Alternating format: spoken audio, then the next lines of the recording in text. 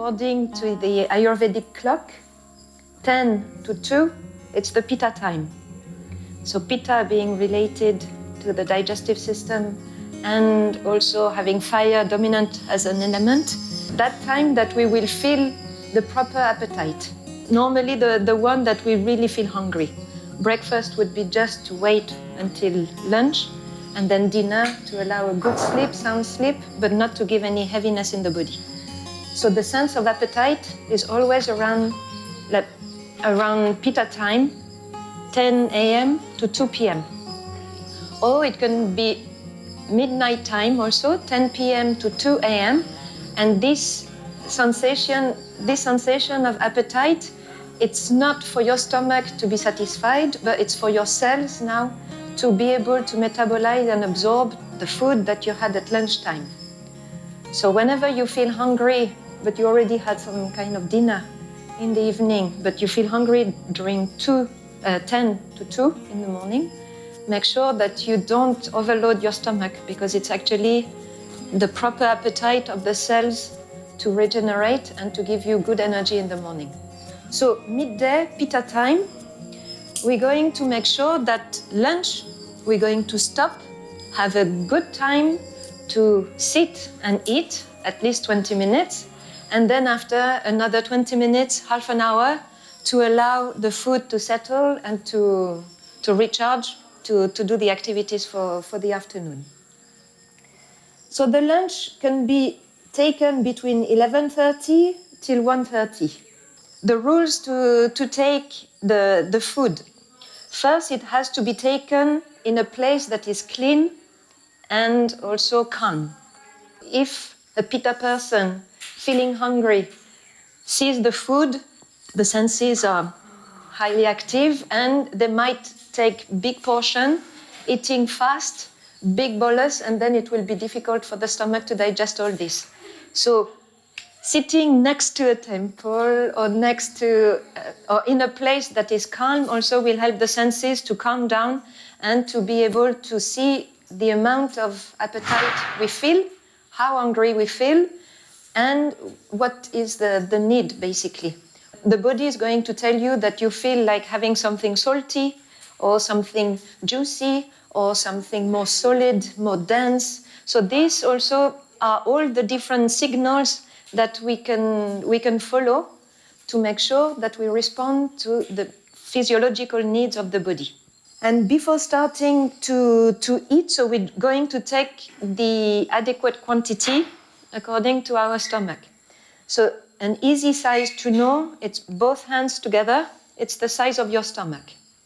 And there's a rule also in terms of all the different elements when we take the food. So we will have some solid, we will have some liquid, we will have some spices, we will have some air that helps the food to go down and to mix the food together. And we need the space in the stomach to be able to indulge in this food. If you leave 1/4 or 1/3 of your stomach empty after taking the food, that will also improve the digestion. So how are we going to fill up these hands? First, we're going to give the most solid part that needs lots of energy to be digested. So we're always going to put the heaviest in a stomach that is hungry. The enzymes are well ready to digest. So anything that is heavy will come first. Then we will put, if we didn't eat yet the carbs, and we know we need some energy for the afternoon to do exercise, or because we're going to have a mental activity that requires lots of sugar to consume, then we have the carbs, and then we have the vegetables. So 1 handful of proteins, 1 handful of carbs, and the rest of vegetables. If we don't do any mental work or any physical work, the carbs we can pass and just refill with more vegetables or more protein. If we drink before eating the food, that means we want to dilute the enzymes in the stomach, so we want to make them less potent to digest. So that means we want to reduce our capacity to take the food and to make sure that we don't overeat. So drinking liquid before food, it's always with in mind that we want to lose weight. If we sip water all along the meal, it has to be warm water, or it can be at the beginning of the meal with a little bit of lemon, or towards the end of the meal with ginger. So the lemon at the beginning of the meal will help to ignite maybe more fire, so to open the appetite, and also to make the juices in the stomach a little bit more alive and active. And then towards the end of the meal, we will shift to ginger, because ginger then will help the second part of the digestion, which will be the cooking, the digesting of the food, so then it can be well absorbed. So we can sip a few sips during the meal, but it will never be more than 30 ml or 40 ml. We keep it quite low in amount. And if we want to take something at the end of the meal, it's going to be also a herbal tea that will help the digestion. So ginger will be the one to use if you feel sleepy and heavy after eating. If you know that in the afternoon you're going to feel bloated, or you have the tendency to collect gas in your abdomen, then we will choose fennel seeds or saff. It could be cumin also. Cumin has the property to help the food to go down. So cumin will be more for people who are inclined to have constipation, retention. Coriander seeds could be used in case of certain inflammation in the belly. The rules in taking the food. It should be warm, or at least body temperature, that will help the body to digest it better without creating any any toxin. So warm food is always best. It needs to have a little bit of oil. Oil will ignite a proper digestion. Ghee will be the best choice. Then after we can choose sesame, groundnut or peanut oil, always cold pressed oil. And then more towards the summer, we can use coconut oil. But coconut oil never in winter or monsoon, because of its cooling effect. When we eat also, we have to make sure that we eat after the previous food is digested. So how do we know if the previous food is digested? The first one would be feeling hungry. That's clear cut that the food is gone. But there are some people who don't feel hungry. Vata people, it's difficult for them to feel hungry or to feel the appetite, the hunger. Or Kapha people might feel they are hungry, but the stomach is quiet and enjoy the rest.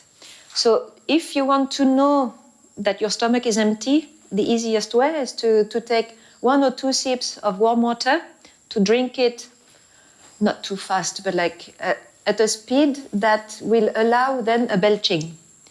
If the burp is clear, no taste or only the clear water, that means the stomach is empty, so you are probably hungry or you can receive the food.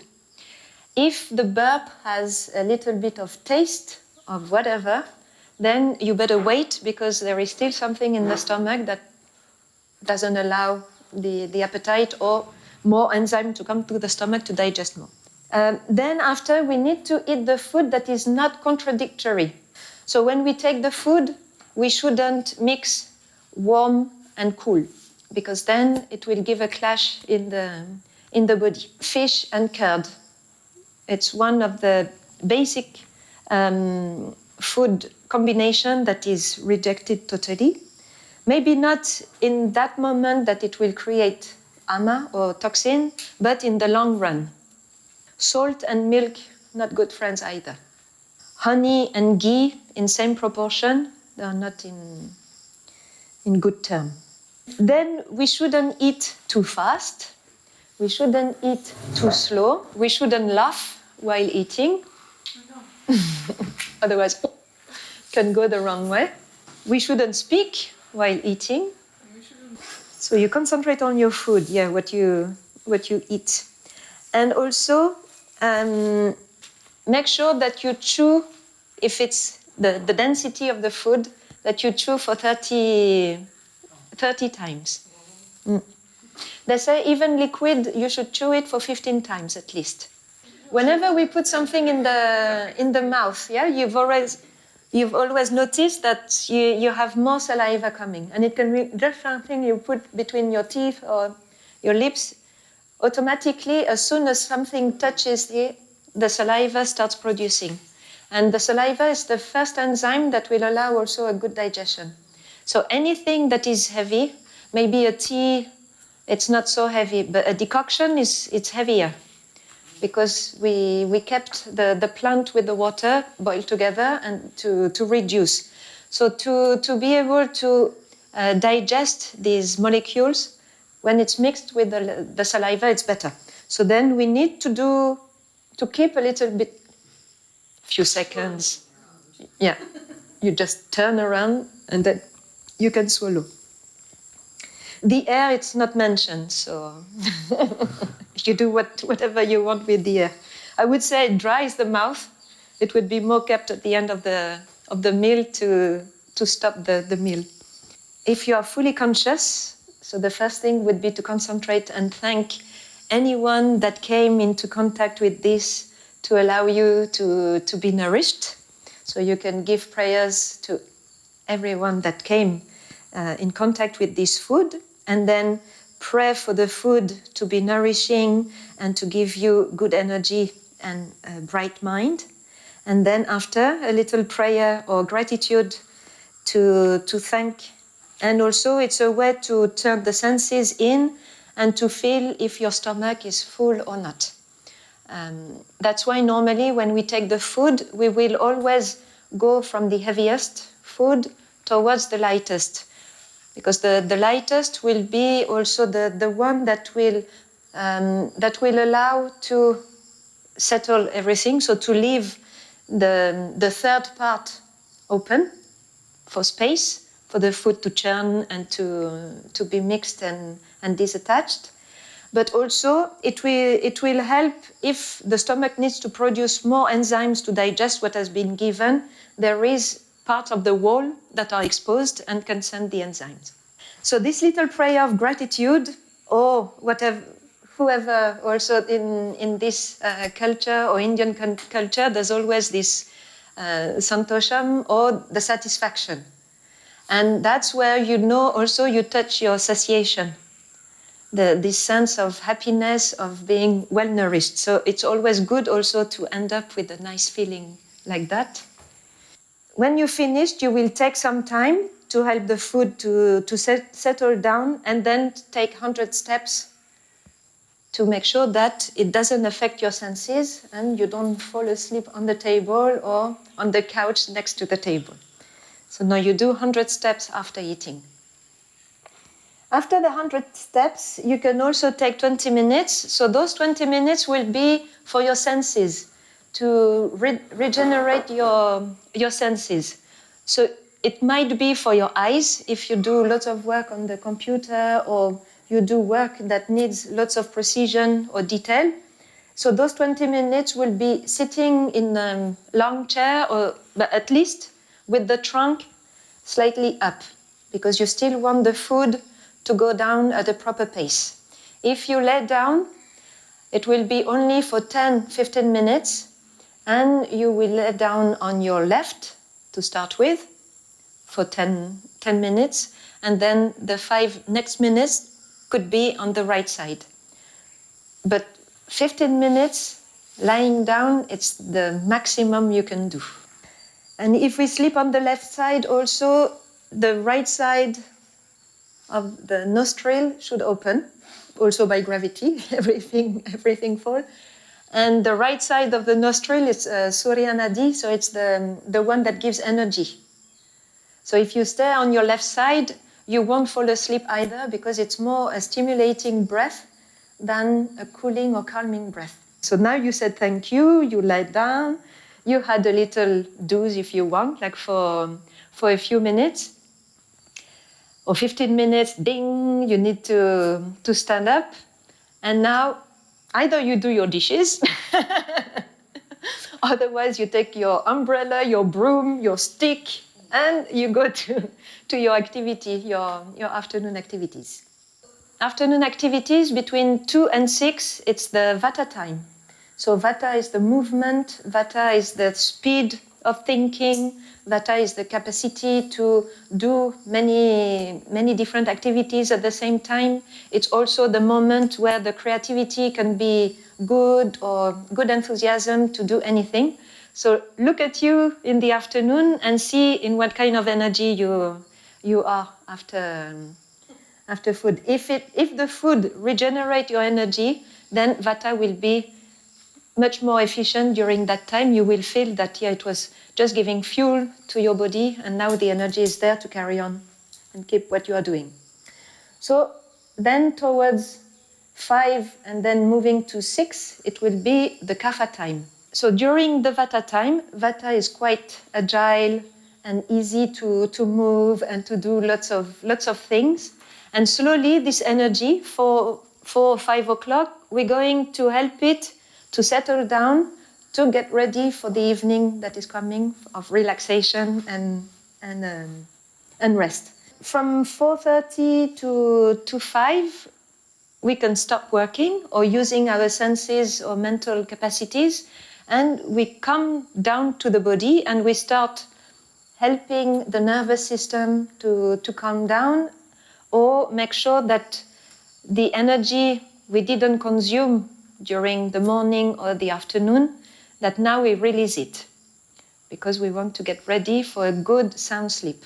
So if you had sedentary activities, then from 4:30 or 5, it would be good to do some kapha exercise to use or to burn this energy that can also tires you. So it would be more some kind of cardio exercise.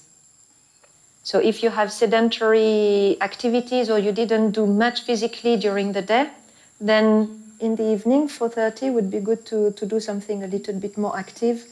Also for your body to gain strength and good muscles and all. So the idea is always to bring down the energy towards the belly, to sit and to be quiet. So we can also do some pranayama exercise. And those pranayama will be pranayama that helps to reduce the intensity of the nervous system. So one of the best to regulate the nadis is Anulaman Viloman. So it's the alternate breathing. Or we can do breathing from the left side. So the Chandra Nadi also will be the one that helps to cool down, to calm down the mind. And then a few Om also will help to redirect the energy.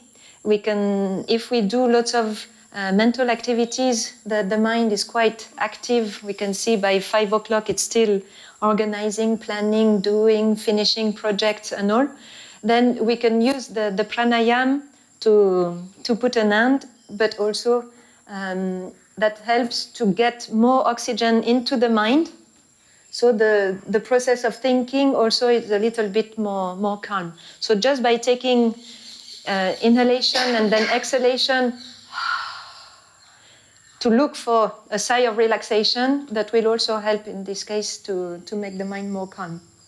So whenever we do any exercise, we know what we want to achieve. So the intention behind it, it's always the one that will direct you on what you're going to choose and how you're going to do it. You know you are all tied up by anything that happens, so then you definitely exhale through the throat and not just through the nose. Because this one will make definitely the nervous system calm, and you will make you yawn and take big sigh of relaxation, and you will feel that the whole body now unwind.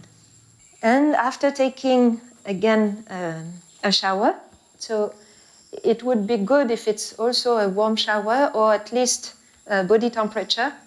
And you can use any scents or any powder that will also calm the mind.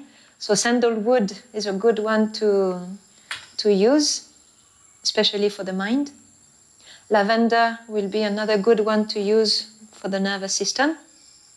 Or you can take a bath of rose petals. After taking your bath, you're going to dry with a soft towel because you don't want to give friction again. You're losing the point of stimulating again your nervous. No, you're just going to pat, make it dry, and then you can put again a little bit of oil, and this oil will be more for Vata people that have dry skin, or for calming. So it can be sesame oil with a little drops of lavender.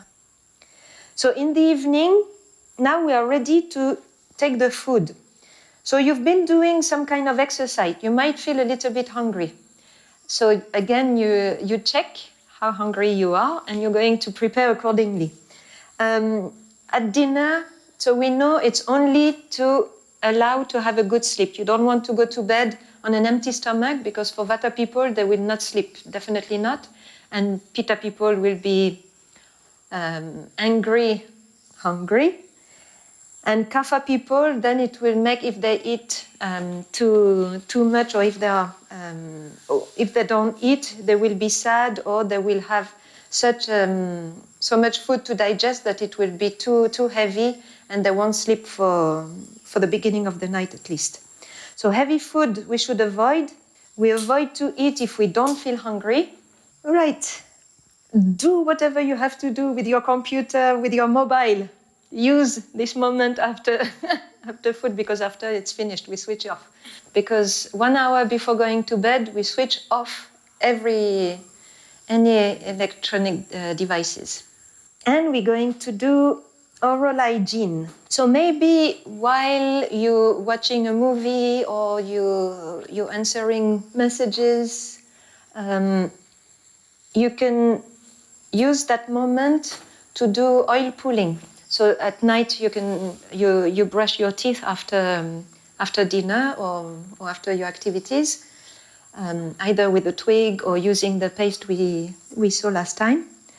And after brushing, then we're going to use coconut oil or sesame oil to make sure that any impurities between the teeth also will be removed, and that we nourish the mouth. So while you are busy with some evening activities, you can maybe do this oil pulling, and that will definitely help you also not to create any mucus during the night. You can finish by chewing a betel leaf. It removes maybe this feeling of oil or whatever. So betel leaf can be taken. Just before going to bed, we will take the Triphala powder mixed with ghee and honey.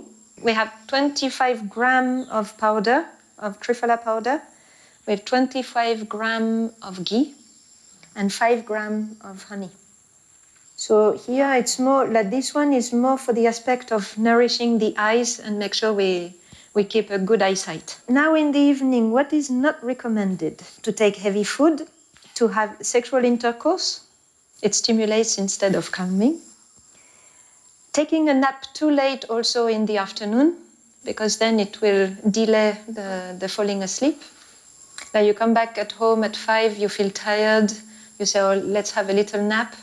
But this will break also after the pattern for going to bed early. Any stimulating activities, anything that stimulates Vata also. So lots of stimulation in the eyes, or music, lots of flashing lights, a big crowd of people all activated. And so 9 o'clock we start reducing the lights, make it a little bit more soothed, more cozy, because we expect the melatonin to be produced.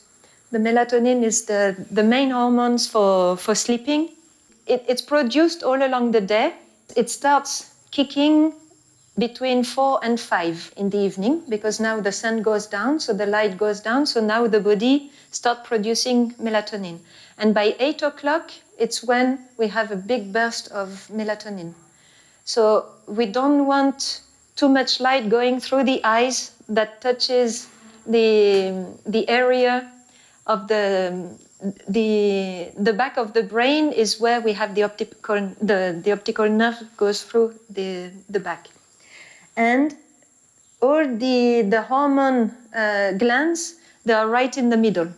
So having an optical nerve that is also quite active, sending messages for the pineal gland and the hypothalamus, it can also stimulate, not only with what we see and what we analyze, but also the magnetic forces. So the pineal gland is the one that will excrete the melatonin. So we want also to keep it calm during from 8 o'clock. So now at 8, the melatonin is produced, and it will be produced to give us a sound sleep till 3 or 4 in the morning. And then slowly it will reduce, and again from noon, it will reduce till noon, and then from noon, slowly it's kicking, and 5 o'clock a little bit more, 8 o'clock, big burst, and then we can sleep. So that's the cycle of the melatonin. Now we're going to bed. But we're not going to sleep in any possible position. 2 positions that are not allowed is sleeping on the abdomen and sleeping on the back. So why we don't want to sleep on the abdomen? On the abdomen, it's the least we're going to sleep. And behind this, like in the Yoga Sutra, they say basically people who sleep on their front, on the abdomen, are people that don't want to face the world, or need to be protected, or need to feel secure. So by sleeping on the abdomen, it's a way to feel secure and protected. But if we do this, in the long run, it can bring depression, or it can bring anxiety. So even if we enjoy sleeping on the abdomen, at the end of the night, the body won't have taken enough oxygen, and we might feel a little bit more tired than if we sleep on another position. So sleeping on the abdomen, no. The only time we can sleep, not sleeping, but we can lay down on the abdomen would be for only 10 minutes, and when we do Makarasan, the crocodile posture, where we want to lift the front or lift the legs, but this should be only taken for 10 minutes and with the hands, so at least the spine is all straight, and 10 minutes won't damage at all the curves of the spine. And also sleeping on the abdomen in the evening, if we didn't eat much, it doesn't matter, it can still go through pretty well, but if we had a good dinner, then it will definitely stop the digestion. So sleeping on the back will lead to snoring, dryness of the mouth. People who have big belly, they feel that they sleep better on the back, but actually it gives also pressure, so they will end up with problem in the lower back. So we don't want to sleep on the back. And on the back, if the mattress is not of a good quality, again the curve of the body won't be supported. So it can aggravate back pain, it can give also acid reflux, or it can give some belching or some heaviness in the tachycardia in the chest, in the heart. The only advantage of doing that for 10-15 minutes would be to relax the nervous system, but also for those who have spondylitis, like the nerve is pinched on the cervical, then it can give also some kind of rest. For neck pain, for stiffness of the upper part of the body, we can use that posture just for 10-15 minutes with the breath, the breathing deeply to calm down the pain. So now we can choose sleeping on the left side or sleeping on the right side. Both of them are equally good, but now what do you want to achieve during your sleep? If you sleep on the left side, so that means the right nostril will be more open to breathe. Right nostril is the nostril that gives stimulation, that allows the system to be a little bit more alert. Surya Nadi, right side. So Surya Nadi will increase the heat in your body. It's cold in monsoon, it's cold in winter. You can choose to sleep on your left side, your Surya Nadi during the evening, the night, will keep your body temperature at a certain level, so you will be less cold during the night. It will also improve the digestion capacity. When you sleep on your left, you have most of the organs of the digestion that are open and not squeezed. And we like this posture, especially for people who have trouble with the digestion, like irritable bowel syndromes, constipation, and all, because it will allow the bowel to do proper movement. Also, so if we have digestion problem, bowel, IBS, irritable bowel syndrome, cold, cough, rhinitis, sinusitis, we're going to choose to sleep on the left side. If a woman is pregnant also, it's good for her to sleep on the left side with the support on the belly and between the legs. But this posture also allows a good blood circulation. From all this, the uterus will be also well nourished, and then the plasma will be of a good quality. So a pregnant woman, for her, it's best to sleep on the left side. Sleeping on the right side, it's said to be the posture of a yogi or of rishis. This posture is a posture that is ultra calming, soothing, because now it's the left nostril that will be more open than the right one. And the left nostril, Chandra Nadi, will be the one that will give us more cool and calm attitude. And especially for the mind, sleeping on the right side will definitely refresh the mind. So if you have intense mental activities during the day, then sleep on the right side, and the next day you will feel more fresh in your mind. And also in the scriptures it said that the people that sleep naturally on the right side are the people that can move on easily from worries or problem or trouble. They are the people that have the capacity to move on from things. So it definitely has also a good impact on the nervous system. Sleeping, it's always also better to sleep when it's completely dark, because then the hormones are nicely produced. And the sleeping hormones, it's the melatonin, but also during the night we have other hormones that are produced and that can help to induce a good sleep, or to create, to help us to wake us up during the night. During the night we have the testosterone, estrogen, and progesterone that are also secreted during the night. So if, for example, our sleep is agitated, or we had a dinner that is too heavy, or what we had at lunch is still not digested and affect the liver during the night, then the production of hormones will be altered. And especially at the time around 50, or between the age of 40 till the age of 55, for women with the menopause, estrogen and progesterone reduce. So a lot of complaint during this time of premenopause is always like slowly the sleep is not of a good quality, or we have like a light sleep or whatever. So that's why choosing a posture will also help your brain to secrete maybe a little bit longer a good quality hormone, even if in quantity it's a bit less, but at least it will be good quality. And during the night, we also have the pancreas that is creating the insulin. So whatever carbs you had at lunch that comes to the bloodstream needs to be also digested with the insulin. So pancreas is doing that during the night. So if the intake of sugar or carbohydrates at night is there, the pancreas also has two things to do. One, to digest the solid, and second, to digest the subtle that is already in the bloodstream. So the insulin production, if it's more than usual, also will wake us up.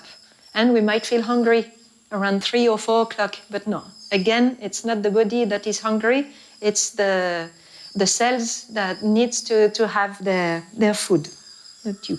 And if just before going to standing or getting up, so we wake up naturally, we're not going to start again the cycle. But people who know they have a retention or constipation, they can spend 5 minutes going from the left side of their body to the right side, and they're going to breathe with relaxing, like inhale. So it's going to be mostly through the right nose.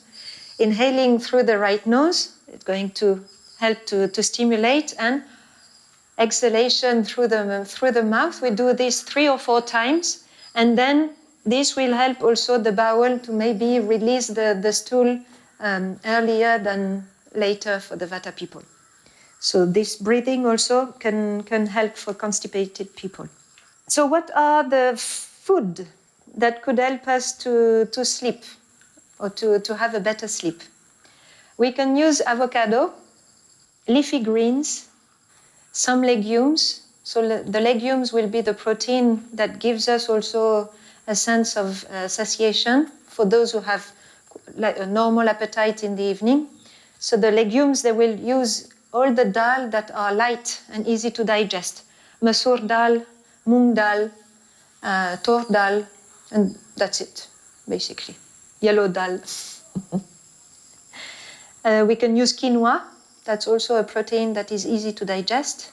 And then all the probiotic drinks, kefir or kombucha. But make sure you don't have sugar in those. They are just vinegar.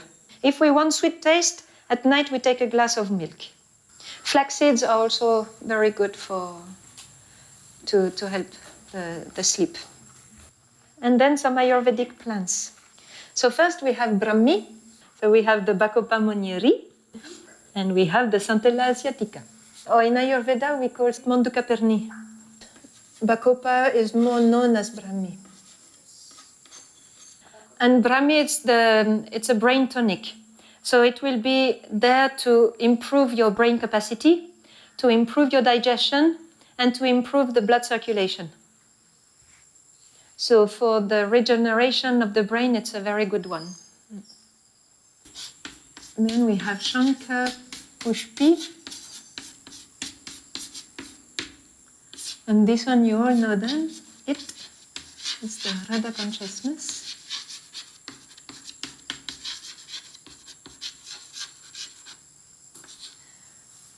Do you want the botanical name?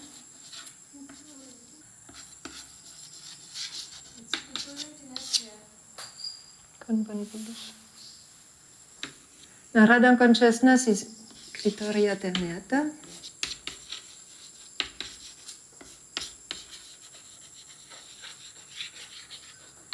But same as Brahmi, Shankha Pushpi, it's also considered like as Radha consciousness and has the property to, it's more like soothing for the nervous system. It makes the nervous system calm. It relieves also the mental fatigue. So for those who have lots of computer work or mental work, very well. And it's a tranquilizer for the anxiety. Then we have Vacha.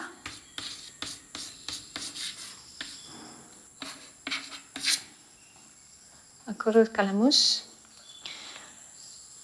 And this one shouldn't be taken in big quantity because it can induce vomiting. But if it's a small amount, small quantity, then it helps to reduce any tension and fatigue. So it's very good for people who truly have insomnia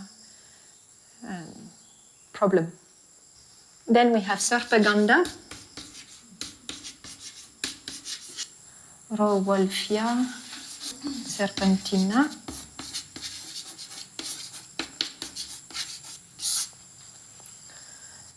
This one also helps the nervous system to calm down, but we will give it more for people who have hypertension.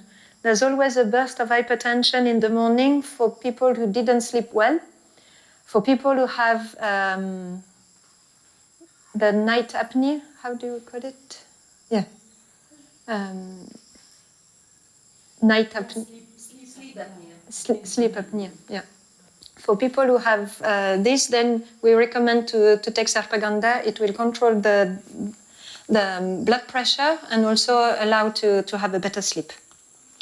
And the best of all, Ashwagandha.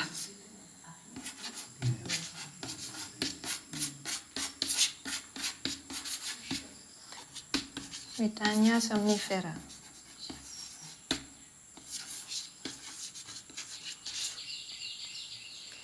It calms down the nervous system, it reduces the anxiety, it makes you feel happy and light in your heart, it reduces the stress. It has lots of potential. And then we can add Tagara, which is valeriana.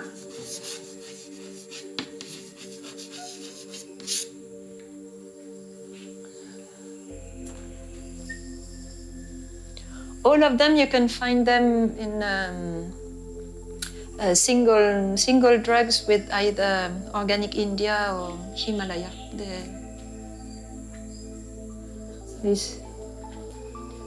All these plants, you can find them single plants.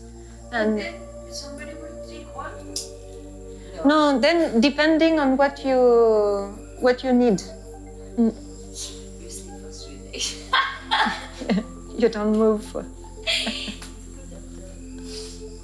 Yeah. In homeopathy, so they use valeriana and also passiflora. It's also passiflora. It's known also as a good to induce good sleep.